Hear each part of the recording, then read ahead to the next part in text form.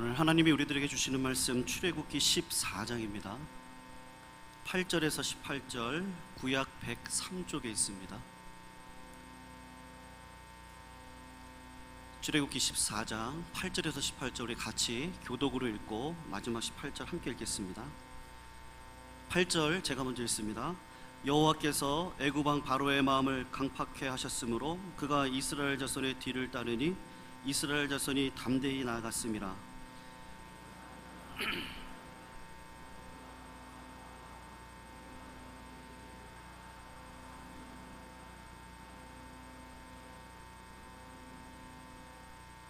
바로가 가까이 올 때에 이스라엘 자손이 눈을 들어 본즉 애굽 사람들이 자기 뒤에 미친지라.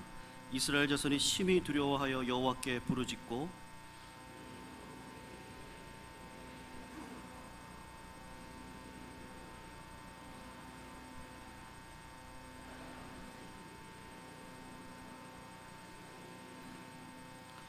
우리가 애굽에서 당신에게 구한 말이 이것이 아니뇨 이르기를 우리를 버려두라. 우리가 애굽 사람을 섬길 것이라 하지 아니하더뇨. 애굽 사람을 섬기는 것이 광야에서 죽는 것보다 낫겠노라.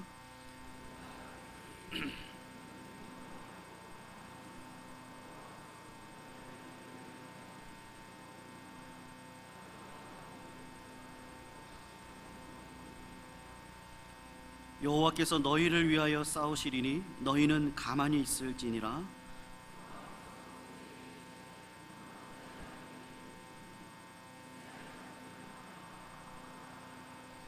지팡이를 들고 손을 바다 위로 내밀어 그것으로 갈라지게 하라. 이스라엘 자손이 바다 가운데 육지로 행하리라.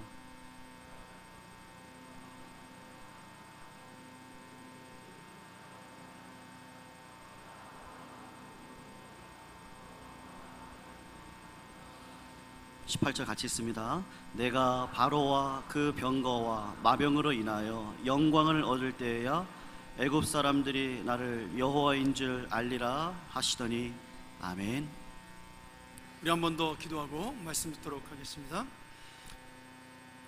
은혜와 자비로우신 아버지 하나님, 오늘 이 거룩하신 하나님의 찬양을 통하여 하나님이 얼마나 영광 받으시며 놀라우신 분인가를 다시 한번 깨닫는 시간 될 수 있도록 도와주시고, 또 오늘 말씀을 통하여 그 주님이 바로 나의 아버지이심을 깨닫는 시간 될 수 있도록 인도하여 주옵소서.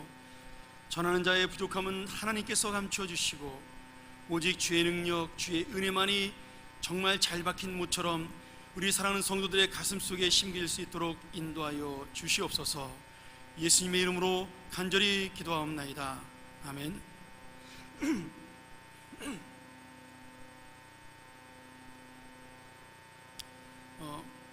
아프리카에 가면 서기새라는 아주 아름다운 독수리 종류의 새가 있습니다. 우리 한번 그림 한번 같이 볼까요? 머리에 난 깃털이 그렇게 글을 쓰는 서기처럼 이렇게 펜같이 생겼다 그래서 이 새를 서기새, 이렇게 세크리멘터리 버드라든가 이렇게 부르는 것 같아요. 근데 이 새가 생긴 것과 달리 예쁘게 생겼는데 주 먹이를 뱀을 잡아먹고 삽니다. 그래서 이 새의 다른 이름을 뱀잡이 술이다 이렇게 불리기도 하는 거죠. 사진에서 보는 것처럼 이 새는 독수리의 종류입니다. 근데 학처럼 아름답게 생겼고 다리가 굉장히 깁니다. 다리의 힘이 얼마나 강하고 센지 매일 평균 30km의 거리를 걸어다니거나 뛰어다니기도 하는데요, 그렇게 이 새가 날아다니는 게 아니라 걸어다니고 뛰어다니면서 뱀과 같이 기어다니는 먹이를 발견하면 이 새가 부리로 먹이를 잡는 게 아니라 발로 걷어차고 밟아서 이 뱀을 잡는다고 합니다. 이 새는 두 가지 다 할 수 있는 거죠. 잘 날아다니기도 할 수 있고 독수리처럼, 그리고 뛰어다닐 수도 있는 그러한 새입니다. 그런데 아이러니하게도 내가 갖고 있는 장점 때문에 이 새가 큰 위험을 만날 때가 종종 있습니다. 이 땅에 내려와서 먹이를 먹고 있을 때, 예를 들어 뱀을 잡아서 그 뱀을 먹고 있을 때 치타나 아니면 하이에나나 사자나 이런 맹수들의 습격을 받게 됩니다. 그러면 이 서기새는 놀래가지고 도망을 가는데 그만 너무나 많이 뛰어다니는 습관이 있어서 날라서 도망을 가면 되는데 얘가 날아다니는 걸 잊어버리고 뛰어서 도망을 가다가 뭐 아무리 빨리 뛰어봐야 새가 얼마나 빨리 뛰겠어요. 한 30km 정도로 뛴다 그러더라고요. 그러면 그 짐승들 치타나 이런 사자들은 막 70km, 80km 뛰니까 도망가다가 결국 잡아먹히는 일이 종종 있다고 합니다. 여러분, 이 서기세의 안타까운 이야기, 다시 말하면 자기가 날 수 있음에도 불구하고 또 다른 장점, 뛰어다닐 수 있다는 장점 때문에 그 날개의 그 소중함을 잃어버리는 그런 건망증이 그의 생명을 위태롭게 하는 것처럼 우리 역시도 마찬가지입니다. 하나님께서 우리에게 믿음의 날개를 달아주셨는데 우리가 가끔은 날 수 있다는 사실을 잊어버리는 것 같아요. 하나님께서 이미 우리에게 승리의 삶을 주셨는데 내가 아직 그 승리를 맛보지 못했기 때문에 패배자로 사는 그러한 건망증 신자가 있다라는 겁니다. 오늘 여러분, 우리가 이 말씀을 통해서 신앙의 건망증을 우리가 정말 잊어버리고, 건망증을 잊어버리고 사는 진짜 믿음의 사람, 하나님의 아름다운 그 은혜와 놀라운 능력으로 우리가 살고 있다는 사실을 다시 한번 깨닫는 귀한 시간이 되기를 주의 이름으로 간절히 소원합니다.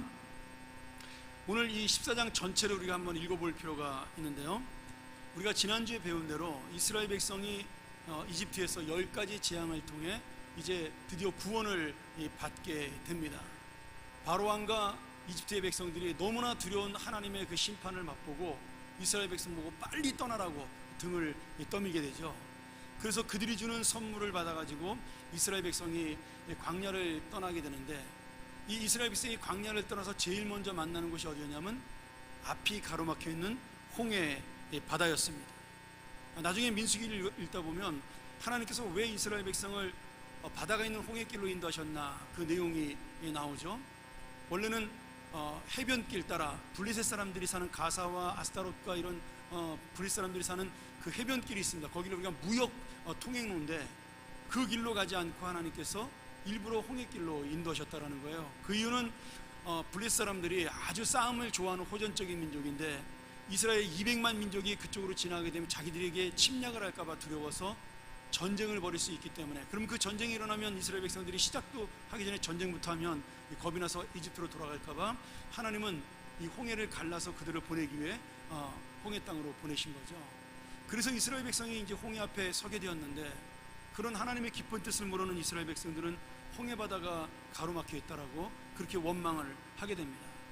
더 황당한 건 뒤에 이스라엘 백성을 보내놓고 이 바로왕과 이집트의 사람들이 그 수백만의 재산을 빼앗긴 것에 대한 마음에 아까움이 들어서 전차 600대를 이끌고 그 이집트의 전 병력이, 전 군사가 이들을 다시 사로잡기 위해서 달려나오는 것을 보게 된 거죠. 이걸 우리가 진퇴양난이라고 그러지 않습니까? 앞에는 홍해바다가 있고 뒤에는 이집트의 군대가 저들을 잡으려고 쳐들어오고 있으니까 정말 이스라엘 백성은 아무것도 할 수 없이 꼼짝도 못하고 죽을 수밖에 없는 그러한 상황이었습니다. 여러분, 우리 인생을 살다 보면 이런 어려움을, 또 이런 고통을 만날 때가 있습니다. 뭐 도저히 내가 어떻게 할 수 없는 문제, 그렇지 않습니까? 문제가 생겨서 내가 해결할 수 있으면 좋은데 많은 문제들은 내가 신경 쓰고 걱정해서 해결할 수 있는 문제가 별로 많지가 않습니다. 어떤 분은 갑자기 사업을 하다가 안 될 수도 있고, 내가 성실하게 아침부터 저녁까지 일하는데도 그 사업이 안 될 수도 있습니다. 어떤 분은 정말 주님의 일에 충성되이 열심히 사역하고 봉사했는데 갑자기 하나님이 질병을 줄 수도 있고요. 또 이상한 엉뚱한 사람을 만나서 내가 고난을 당할 수도 있습니다. 우리가 가정에서 자녀를 키워보면 알지만 요새 아이들이 뭐 부모의 마음대로 키워집니까? 자기 멋대로죠. 사춘기만 돼도 뭐 자기가 하고 싶은 대로 하고 말하고 싶은 대로 말하는 것이 우리의 자녀들입니다. 정말 이 땅을 살다 보면 내가 할 수 있는 것, 내 마음대로 움직일 수 있는 것이 사실 그렇게 많지가 않습니다. 거기에 갑자기 큰 문제와 고난을 만나게 되면 그런 것들이 정말 오늘 이스라엘 백성이 만난 것처럼 진퇴양난의 어려움 속에서 내가 어찌할 바를 모를 수밖에 없다라는 거죠. 살아가면서 이런 문제를 만나지 않는 사람은 단 한 사람도 없습니다. 중요한 건 우리가 예수를 믿는 성도로서 신앙을 가진 그런 하나님의 사람으로 이 문제를 어떻게 바라보고 또 하나님께서 어떻게 해결해 가시는가를 우리가 볼 수 있는 믿음을 가져야 한다는 거죠. 오늘 말씀이 바로 그 믿음이 무엇인가를 보여주는 하나님의 귀한 말씀입니다. 하나님께서 이스라엘 백성을 아니면 우리를 어려움 속에 빠뜨리시는 이유가 분명히 있습니다. 내가 잘못해서 빠지는 경우도 있지만 어떤 경우에는 하나님이 일부러 그런 어려움을 만나게 하실 때가 있는 거죠. 오늘 말씀에도 그런 이유가 분명하게 나와 있습니다. 우리 14장 18절을 한번 조금 쉬운 성경 세 번역으로 한번 보도록 할까요? 우리가 한번 같이 읽었으면 좋겠습니다. 시작. 내가 바로와 그의 병거와 기병들을 물리치고서 나의 영광을 드러낼 때 이집트 사람은 비로소 내가 주님임을 알게 될 것이다. 지금 이집트의 백성들이 열장을 만나긴 했지만 하나님이 어떤 분인지를 아직도 잘 몰랐어요. 그래서 하나님께서는 그 세계 최강대국이었던 그 당시에 가장 큰 나라였던 이집트의 군대를 물리침으로 인해서 하나님이 가장 전쟁에 능한 신이시오, 그리고 이 땅에 유일하신 하나님이라는 사실을 그 이집트 백성에게 보여주고 또 그 소문을 듣고 수많은 나라 백성들이 하나님을 두려워하게 만드시려는 목적이 여기에 있다라는 겁니다. 그리고 또 하나는 이스라엘 백성들이 이제 이집트를 나오기는 했지만 아직 하나님이 어떤 분인지를 이 몸으로 체험하지 못했는데 그 하나님의 은혜를 직접 눈으로 보고 경험함으로 하나님이 우리의 하나님이시오, 정말 전능하신 분이라는 사실을 깨닫게 만드는데 그 목적이 있는 거죠. 제가 오늘 두 가지로 이 홍해를 만나게 하시고 이집트의 군대를 만나게 하시는 그 이유를 여러분하고 함께 나눠보고자 합니다. 자, 먼저는 제가 말씀드린 대로 이집트와 이방의 백성들이 하나님이 어떤 분인지를 깨닫도록 하기 위함입니다. 여러분, 예수를 믿지 않는 사람들은요, 자기의 능력으로 무엇인가를 할 수 있다라고 그렇게 생각을 하는 사람들이 많습니다. 우리가 배 타고 가는 사람을 물에 빠뜨릴 때 두 가지의 방법이 있습니다. 하나는 기분 나쁘고 무섭게 빠뜨리는 방법이 있고요, 하나는 자기도 모르게 기분 좋게 빠뜨리는 방법이 있습니다. 이게 사탄이 쓰는 방법이거든요. 하나는 뭐냐면 그 배에 큰 구멍을 뚫는 겁니다. 그러면 그 배에 콸콸 들어오는 물 때문에 사람들은 놀래고 당황해서 그 배에 물이 차기도 전에 뒤집어져서 죽는 경우도 많습니다. 이건 너무나 당연한 거고요. 두 번째는 자기도 모르는 사이에 기분 좋게 이 사탄이 그들을 죽게 하는 방법이 있는데요, 이 배가 물가로 이렇게 쭉 나갈 때 그 배에 감당하지 못할 금을, 황금 덩어리를 실어주는 겁니다. 그럼 사람들은 그 금덩어리에 정신이 쏠려서 이 배의 무게가 이 금과 자기들의 무게를 견디지 못할 것을 생각을 못합니다. 그래서 물가로 나가면 나갈수록, 깊은 곳으로 갈수록 점점 배가 잠겨들어 가는 거죠. 그렇게 황금을 보면서 기분 좋게 자기의 생명이 없어져 버리는 겁니다.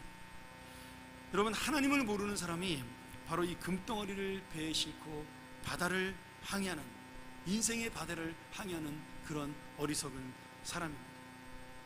이집트의 바로왕이 바로 그러한 금덩어리를 싣고 자기의 권력이 하나님을 이길 수 있다고 착각한 사람이고요, 또 우리도 역시 마찬가지입니다. 아까 그 서기세처럼 내가 빨리 달릴 수 있는 능력을 가지고 있다고 생각을 하기 때문에 내 스스로 살아날 수 있다고 착각을 하는 겁니다. 사탄은 우리의 이러한 부분들로 교묘하게 노려서 우리가 하나님을 찾지 못하도록 만드는 겁니다. 여러분, 그렇기 때문에 예수를 잘 믿기 어려운 사람들이 뭐냐면 능력 있는 사람들이에요. 많이 배운 사람들입니다. 가진 것이 많은 분들이에요. 내가 있는 것 가지고 내 힘으로 살 수 있다고 생각을 하기 때문에 정말 중요한 영원한 생명이신 예수님을 붙잡기가 어렵습니다. 오늘 이 이집트의 바로왕과 군사들은 자기들에게 힘이라고 믿었던 그 전차, 그리고 그 갑옷, 말에게 씌웠던 무거운 그런 갑옷들을 통하여 그들은 결국 홍해에 빠져 죽게 됩니다. 어쩌면 그 갑옷이 없었고 무거운 전차가 아니었더라면 수영만 하면 빠져나올 수 있는지도 모르겠어요. 근데 그들은 그 자기들이 자신을 보호할 것이라 믿었던 그 전차와 갑옷의 무게 때문에 결국 전부 다 홍해의 수장이 되고 맙니다. 하나님께서는 이 전쟁을 용사이신 하나님께서 그들을 물리치셨다라고 이야기합니다. 그리고 세계 방방곡곡에 이스라엘 사람들이 가는 곳마다 이 소문이 퍼져서 이스라엘 백성이 이집트를 이겼다라고 그렇게 소문이 납니다. 여러분, 이 전쟁이 지금 누가 한 전쟁이죠? 하나님께서 하신 전쟁입니다. 이걸 우리가 뭐라고 부르냐면 1인 전쟁이라고 불러요. 하나님 혼자 이집트의 수많은 군사를 물리쳤으니까 1인 전쟁이라고 부릅니다. 이 전쟁 때문에 이집트의 왕은 간신히 살아 돌아갑니다. 그는 홍해로 들어가지 않고 자기 부하들만 보냈는데 혼자만 살아 돌아가요. 그리고 그 병력을 잃고 돌아간 다음에 그날 밤에 자기 아들에게 모든 것을 잃고 돌아온 그런 죄를 묻는 아들에게 죽임을 당하는, 그래서 이집트의 왕조가 바뀌는 역사가 일어나게 됩니다. 오늘 여러분, 근데 중요한 건 사람들이 이 1인 전쟁의 승리를 하나님의 승리라고 부르지 않냐고 이스라엘 백성의 승리라고 부른다라는 거예요. 이스라엘 백성은 아무것도 한 게 없습니다. 정말 그들이 한 것이라는 건 뭐예요? 가만히 있었던 거예요. 가만히 있진 않았죠. 입으로 죄를 지긴 했죠. 원망하고 불평하면서. 그런데 그 승리의 기쁨과 영광은 다 누가 가졌어요? 이스라엘 백성이 가진 겁니다. 그들은 하나님의 백성이란 이유 하나만으로 아무것도 능력이 없고 아무것도 한 것이 없지만 오늘 승리자가 되고 모든 나라가 두려워하는 놀라운 민족으로 설 수 있게 된 것입니다. 그리고 오늘 이 놀라운 능력의 하나님, 우리를 위하여 대신 싸워주시는 이 하나님이 나의 아버지가 되어준다라고 약속하신다는 사실이죠. 할렐루야. 그래서 우리는 이미 승리자로 살 수가 있는 겁니다. 여러분, 하나님께서는요 우리를 위하여 이미 모든 것을 준비해 놓고 계시는 겁니다. 당장 눈앞에 승리는 보이지 않지만 그 승리를 우리가 맛볼 수 있도록, 그 승리가 우리의 실제 상황이 될 수 있도록 하나님은 우리를 위하여 모든 것을 계획해 놓으신다는 거죠. 이것이 바로 오늘 이 홍해를 만나게 하시고 또 애굽의 군대를 만나게 하시는 하나님의 은혜입니다. 고난이 아니라 하나님의 사랑입니다. 하나님의 은혜. 자, 두 번째로는 이런 역사가 일어난 이유가 이스라엘 백성이 이집트에 대한 미련을 완전히 버리도록 만드는 하나님의 역사입니다. 자, 이스라엘 백성이 이집트를 나오기는 했지만 그들의 마음속에는 여전히 이집트에 대한 그리움이 있습니다. 여러분, 그 스톡홀름 신드롬이라는 말 들어보셨나요?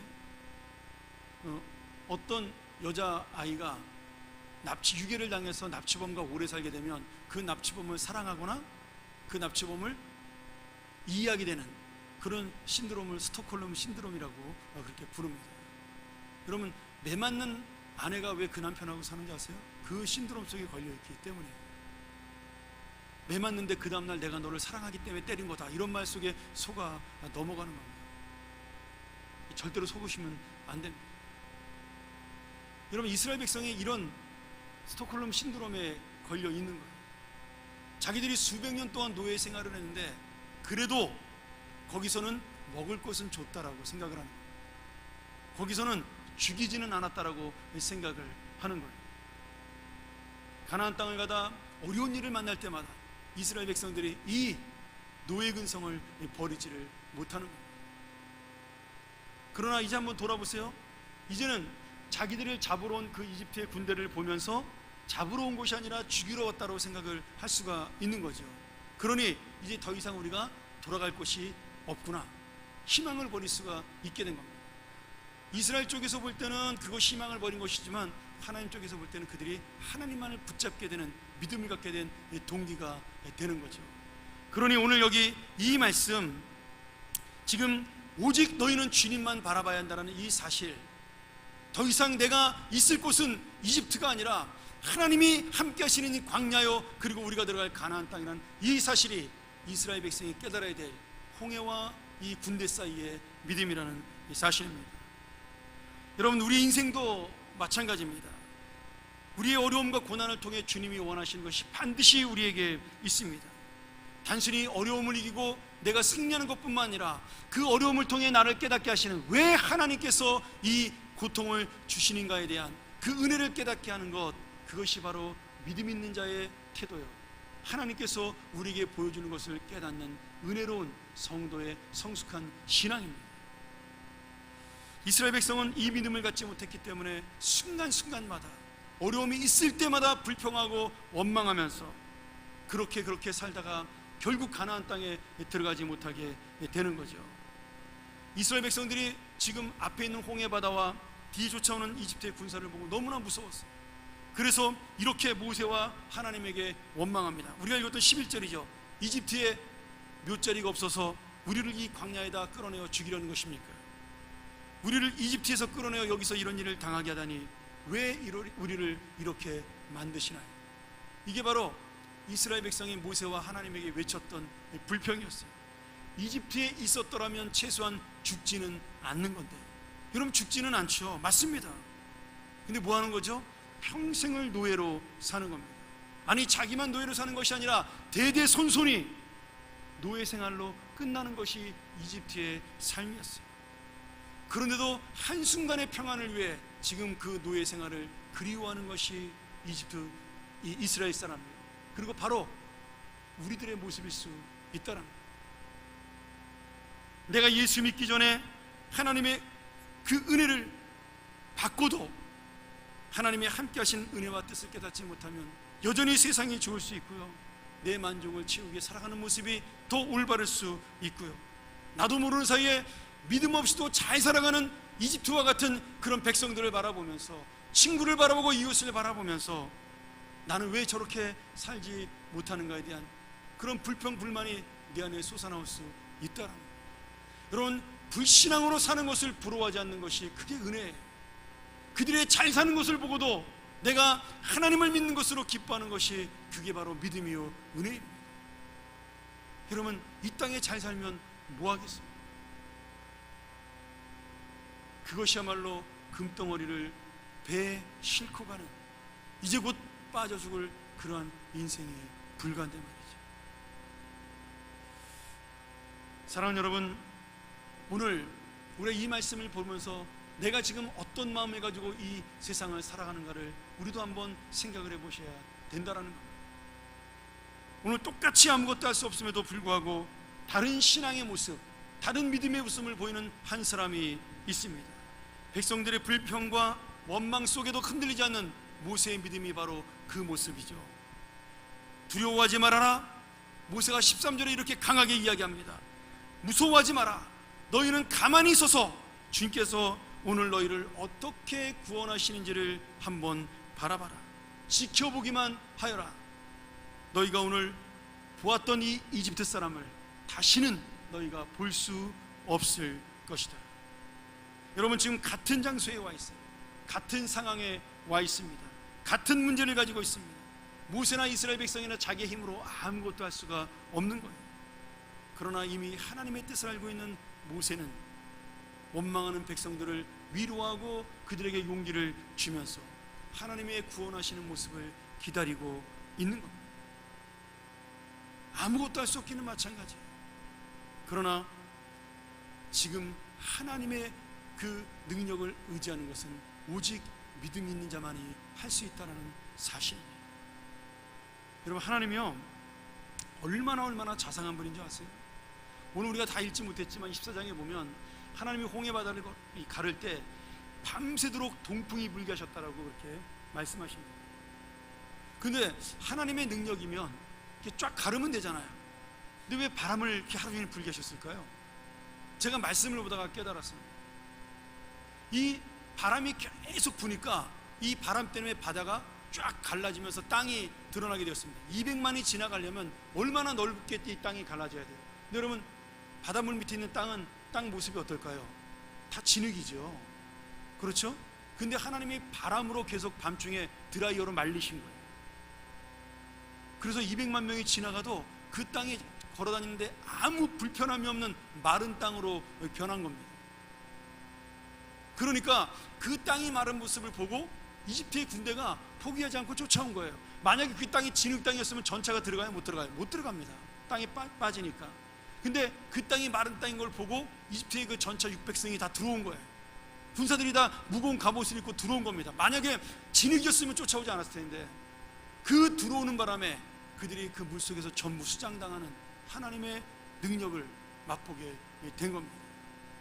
여러분, 하나님이 이렇게 세밀하신 분이에요. 내가 땅을 어디까지 말릴까? 왜 우리가 이 이집트의 군대들을 이곳으로 보내야 되는가? 그것까지도 하나님은 생각하시면서 이스라엘 백성을 구원하시는 세심하신 분이에요.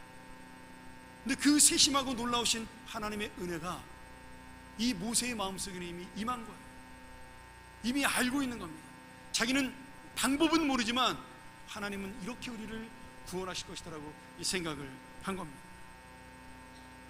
오늘 여러분 보세요. 모세처럼 하나님의 뜻을 바라보는 사람은 지금 당하는 어려움과 고난은 진짜 현실이 아니에요. 그건 영화의 한 장면 같은 것인 것이고, 진짜 현실은 하나님께서 주시는 승리가 실제 상황입니다. 우리가 거꾸로 생각을 한단 말이죠. 눈앞에 보이는 어려움이 있기 때문에 그것이 진짜 어려움이고, 하나님의 승리는, 하나님께서 우리에게 허락하시는 승리는 우리가 놓치고 산다라는 거예요. 근데 진짜 우리 그리스도인의 승리는요, 눈에 보이지 않지만 그것이 실제 상황입니다.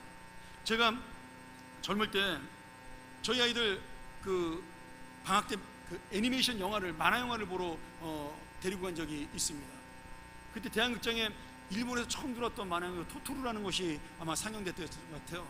굉장히 오래된 만화 영화인데 애들이 너무 재밌게 봤어요. 근데 그 영화 중간에 비가 억수같이 쏟아지면서 주인공하고 그 주인공 친구들이 막 집으로 도망가는 장면이 나옵니다. 비를 피해서. 근데 우리 아들이 옆에 있다가 저한테 조용하게 이렇게 얘기하는 거야. 아빠, 저렇게 비가 많이 오면 우린 집에 어떻게 가? 이렇게 저한테 물어보더라고요. 근데 걔가 그때 3살이었거든요. 밖에 햇볕이 쨍쨍 쬐는데 얘가 얼마나 순진한지 영화 속에서 비 오는 게 진짜 밖에도 비가 오는 줄로 생각을 한 거예요. 여러분, 어느 게 실제 상황이에요? 제가 얼마나 영화 보면서 속으로 웃었는지 모릅니다. 여러분, 아이가 영화를 보고 비가 온다고 이야기하는 것은 순진하고 귀여운 겁니다. 우리는 내 고난과 어려움을 보고 이것 때문에 죽을 거라고 생각하는 것은 순진한 게 아니에요. 믿음이 없는 겁니다. 하나님이 주시는 정말 믿음의 실제 상황, 미래의 상황을 보지 못하는 어리석은 우리의 불신앙이라는 거죠. 여러분, 고난이 우리의 실제 상황이 아니라 하나님 주시는 승리가 우리의 실제 상황입니다. 내 힘으로 해결할 수 있어요? 여러분, 그러면 고민해도 괜찮습니다. 원망해도 괜찮아요. 그러나 지금 이 이스라엘 사람처럼 아무것도 할 수 없는, 앞에는 바다가 있고 뒤에는 원수가 쫓아오는 그 상황 속에 아무것도 할 수 없다면 그저 우리는 최선을 다한 후에 모세처럼 하나님의 은혜를 기다리는 수밖에 없는 겁니다. 이것이 믿음입니다. 내가 인간의 힘으로 고칠 수 없는 병에 걸렸어요. 그러니 하나님을 붙드는 겁니다. 내가 바꿀 수 없는 그 사람을 만났다면 그래서 하나님을 붙드는 겁니다. 내 힘으로 어떻게 할 수 없는 자녀의 문제를 만났다면 그래서 하나님 앞에 엎드리는 겁니다. 그럼 하나님이 그래서 우리의 아버지가 되어 주시는 거죠.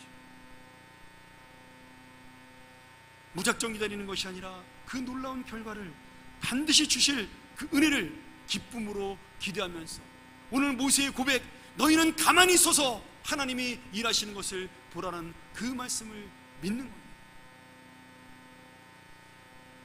말씀 제가 한 가지만 더 이야기하고 정리하도록 하죠. 제가 사역했던 교회에 믿음이 좋은 집사님 가정이 있었습니다. 근데 그분들이 안타깝게도 10몇 년 동안 아이가 없었어요. 정말 날마다 기도했는데 아이가 생기지를 않는 겁니다. 여집사님이 기도하다가 안 되니까 제자훈련을 저에게 신청하셨어요. 목사님, 애도 없는데 제가 훈련이나 열심히 받겠습니다.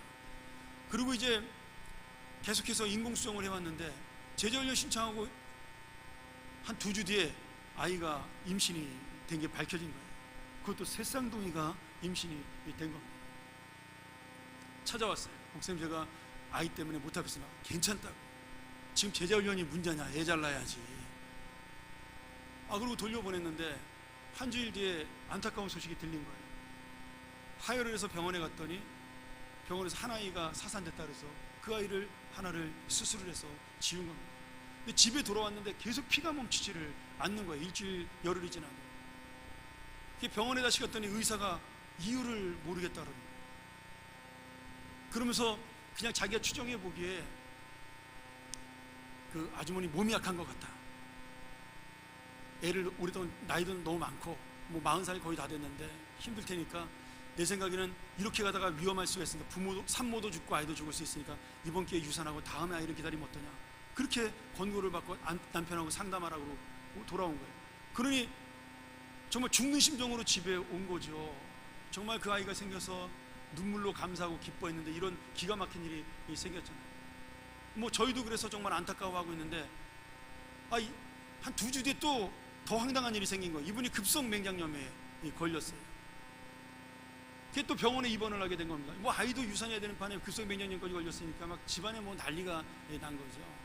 그래서 제가 기도해 주러 병원에 이제 수술 받기 전에 갔더니 뭐 정말 코가 한 잔나 빠져가지고 뭐 정말 다 죽어가는 목소리로 목사님 나는 왜 이렇게 힘들게 어려운 일 만나죠? 나 그동안 이렇게 많이 잘못한 거 없는 것 같은데 그러면서 막 고민을 하시는 거예요. 뭐 제가 무슨 뭐 능력이 있습니까? 정말 간절히 기도해주고 집으로 돌아왔습니다.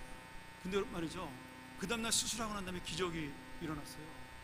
의사가 맹장 수술하려고 이제 배를 약간 개복을 하고 그 안으로 그 초음파인가를 이렇게 봤는데 이게 맹장을 떼어내면서 보니까 그 피가 멈추지 않는 이유가 발견이 된 겁니다. 의사가 몰랐는데 그 쌍둥이 2아이 중에 한 아이가 자궁의 임신이 돼가지고 그 아이가 죽어 있었던 거예요.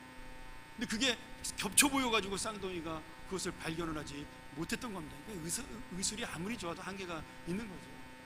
그래가지고 그 맹장 수술 덕분에 그걸 발견하고 그 아이를 하나 없애고 나머지 한 아이를 건강하게 출산을 했습니다. 지금 벌써 뭐 한 20년 가까이 됐네요. 이제 그 아이 한 고등학교 2학년, 3학년 됐거나 대학생이 됐겠습니다. 지금 나이상으로 보면. 아직도 잘 자라고 있어요. 그래서 그 녀석 만날 때마다 너 죽다 살아난 놈이니까 하나님한테 정말 충성하라고 내가 맨날 농담으로 그랬던 기억나요. 제 이름도 잊어버리잖아요. 지금 20년 가까이 됐는데 장한결이라고. 여러분, 우리가 하나님의 은혜라는 거 정말 알 수가 없는 거죠. 하나님의 역사라는 거 나는 정말 죽을 것처럼 보이는데 하나님은 우리를 통해 어떤 일을 준비해 놓을지 아무도 모르는 겁니다. 아니, 이 땅에서 그 놀라운 은혜를 맛보지 못한다 할지라도 우리가 죽어서라도 하나님 그 은혜를 맛볼 수 있는 영원한 천국을 우리에게 소망으로 주신다는 거예요. 그것을 믿고 사는 것이 바로 오늘 모세가 믿었던 가만히 있는 믿음이라는 거예요. 사랑하는 여러분, 가만히 있는 믿음이 쉽지 않아요. 사람이 얼마나 연약한지요. 평안하고 아무 일이 없으면 그것이 평안한 것이 아니라 심심하고 지루하게 여겨가지고 가만히를 못 있습니다. 그래서 사고 치잖아요. 가만히 있으면 잘 사는데 쓸데없이 다른 일 하다가 또 너무 어렵고 힘든 일을 만나면 마음이 급해져서 몸이 달아오르니까 막 동동거리고 조급해서 가만히 있지를 못합니다. 사실은 모세가 가만히 있으라 그랬지만 이 가만히 하나님만 바라보는 게 얼마나 성숙한 믿음인지 우리가 알 수가 있는 거죠. 그런데 내가 할 수 없기 때문에 가만히 있을 때 반드시 믿음으로 붙잡는 사람에게는 하나님이 역사하신다라는 사실입니다. 제가 지난주에 말레이시아를 갔다 오면서 그 중간에 그 쿠알라룸푸르에서 그 시바라는 우리 선교사님 사는 곳에 사바라는 곳에 가기 위해서 그 비행기를 국내선으로 갈아타야 되는데 그 비행기가 되게 조그맣더라고요. 정말 오랜만에 제가 몇 년 만에 쌍발기 제트기가 아니라 쌍발기 비행기 그 프로펠러로 가는 비행기를 타고 가게 되었습니다. 근데 이 프로펠러 비행기니까 이게 높이 뜨지 않고 낮게 날아가잖아요. 처음에 이렇게 보니까 땅 밑을 보니까 이 점점 떠오르는데 그 큰 건물들이 점점 작아지더라고요. 근데 이 프로펠러 비행기도 구름 위를 뚫고 나르더라고요. 그러니까 그 점점 작아지던 모든 건물들 사람들이 점처럼 작아지더니 결국은 보이지 않게 된 겁니다. 근데 제가 마음속에 그 생각이 들었어요. 야, 하늘 위에서 이 땅을 내려다보는 하나님은 어떨까? 여러분, 구름 위에서 그 땅을 바라보는 우리도 아무것도 보이지 않는데 어떻게 보면 우리에게 있는 문제거리들, 뭐 커다란 나라, 커다란 땅, 커다란 집, 그런 모든 문제들이 하나님 볼 때는 어떤 문제예요? 그거 먼지만도 못한 점 같은 문제들입니다. 하늘에서 그 문제를 바라보시는 하나님 볼 때는 진짜 아무것도 아닌 거라는 거죠. 내가 아무것도 아닌 세상에서 정말 복잡하게 살았구나. 비행기 타고 성교 가니까 아무 생각이 안 나고 좋더라고요. 여러분, 우리가 또 비행기에서 내려오면 복잡한 인생 문제를 가지고 고민하게 되죠. 근데 여러분, 우리가 이때 하나님의 마음을 가졌으면 좋겠다라고 생각이 됩니다. 언제나 높은 곳에 있는 믿음, 그 높은 곳에 있는 하나님을 바라보는 믿음, 아무것도 아닌 것으로 이 세상을 바라보시는 나의 능력과 나의 이 전능하심으로 내가 모든 것을 너희에게 해줄 수 있다라는 그 자신감을 가지고 이 땅을 바라보는 하나님의 은혜를 내 마음속에 담아서 우리는 그저 가만히 있는 믿음으로 그 위대한 능력을 누리고, 나는 아무것도 하지 않았지만 이스라엘 백성처럼 승리자가 되는 기쁨, 오직 하나님만 붙들었는데, 하나님만 내가 의지했는데 내가 열매를 얻고 하나님의 위대한 능력을 얻는 그런 승리자가 되는 은혜, 오늘 바로 이 말씀을 통하여 그런 은혜를 누리고 그 기쁨을 누리고 돌아가는 우리의 귀한 시간 되기를, 또 귀한 한 주가 되기를 주의 이름으로 간절히 축원합니다. 우리가 참 이 시간 이 말씀 의지해서 한번 통성으로 기도했으면 좋겠습니다. 여러분, 우리의 피난처가 누구신가요? 홍해길로 인도하신 하나님이 이스라엘 백성을 죽이려고 구원하셨겠습니까? 그 능력을 보여주기 위함입니다. 내가 가만히 있어 주님을 붙들 때 하나님이 누구신지를 깨닫게 되는 거죠. 오늘 여러분, 우리는 이 이스라엘 백성의 믿음을 넘어서 모세처럼 가만히 보는 믿음을 갖게 해달라고, 가만히 주님만 의지하는 믿음을 갖게 해달라고 우리가 같이 한번 통성으로 주님 앞에 기도합니다. 아버지 하나님, 오늘 이 말씀을 통하여 내 마음의 문제와 아픔과 고통, 어찌할 수 없는 이 세상의 그러한 사실들을 정말 하나님의 승리의 실제 상황으로 바꿀 수 있는 놀라운 믿음의 소유자들이 될 수 있도록 인도하여 주시옵소서. 이 땅에 무릎 꿇는 것이 아니라 하나님 앞에 무릎 꿇는 인생 될 수 있도록 도와주시고, 이 땅에 있는 조그만 것을 의지하는 것이 아니라 오직 주님만 의지하는 믿음의 자녀들이 될 수 있도록 함께하여 주시옵소서. 하나님 아버지, 오늘 이 말씀이 바로 우리의 믿음의 말씀 되게 도와주시옵소서. 우리의 소망이 되게 하여 주시옵소서. 우리의 은혜가 되고 삶의 의지가 되게 하여 주시옵소서. 가만히 있는 믿음, 그러나 주님의 능력을 맛보는 믿음으로 살게 하여 주시옵소서. 예수님의 이름으로 간절히 기도합나이다. 아멘.